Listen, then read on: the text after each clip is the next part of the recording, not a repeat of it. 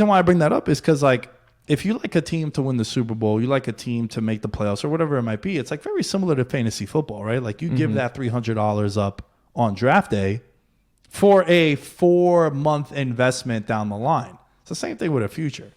And then when the time comes, if you are holding something, it makes the playoffs more interesting. It makes the end of the season more interesting when you do have a ticket on something that might happen. That's interesting. Last thing on sports gambling. What do you think happens next in sports gambling and professional sports? Is there a big thing that you think is coming down the pike in this industry that sports fans should be prepared for? Like, is there another big change that you forecast in the next year or two? Well, I've been really outspoken, and to everyone that I've met out here in Vegas, and I went to a gambling convention a couple of months ago with some people from Blue Wire that were out here, and I met people in the industry that are sort of the kind of people that can make this thing happen. I think the future of sports betting, Chase, is peer-to-peer betting. So what I mean by that is, we were just talking about fantasy football, right? There is still this idea in people's heads that there is collusion, there are fixed games, the house always wins. So a way to combat that, I think, is creating peer-to-peer betting. You and I enter this tournament and say it's $100 buy-in, and you and I agree to, you pick 5 games against the spread, I pick 5 games in the spread. And we don't need to beat the book. I just need to beat Chase. You just need to beat Nick. And it's like very similar to daily fantasy, if you're familiar with. So like daily fantasy has tournaments and you accumulate points through player performances, and then they have massive prize pools depending on where you finish. So I think peer-to-peer betting is the future. You get 10 buddies, you all throw $100, and winner wins $900. The app or the book keeps $100 for sort of hosting this event. So I think you're going to start seeing that more and more.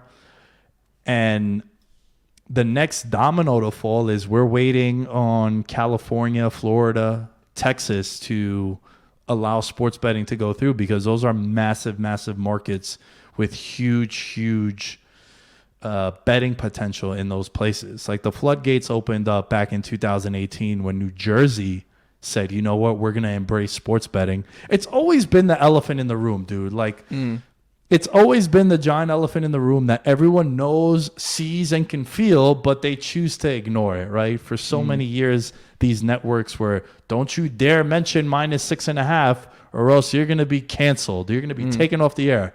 Meanwhile, now every network on the planet has an actual betting show, have actual betting analysts that come on and break down the lines. They'll mention the point spreads in the graphics, which, dude, 2 years ago was frowned upon. But this is a billion dollar industry that money talks, dude. And if you could get a cut of the pie, however you might get it, that's why you're seeing sports teams now have FanDuel plastered on the corner of the NBA courts. Arenas are named DraftKings Arena, and if it's not, it's going to happen soon. So it's just teams are partnering with all these sports books now, the official sponsor of the New York Mets. And it's like, here's Caesar's Palace or whoever it might be. It's just the more and more states that are going to allow this is going to be more and more money that comes into these markets. And the teams aren't idiots, dude. Why else are you watching Jaguars Titans on a Thursday Night Football? You either bet on it or it's fantasy football related, or you're fans of the teams, right? Like, I love football, but there are, the Commanders played someone, the Commanders and the Bears played on Thursday Night Football. I didn't bet it, had no one in fantasy. I didn't watch it. But if I did bet it, I'd be watching.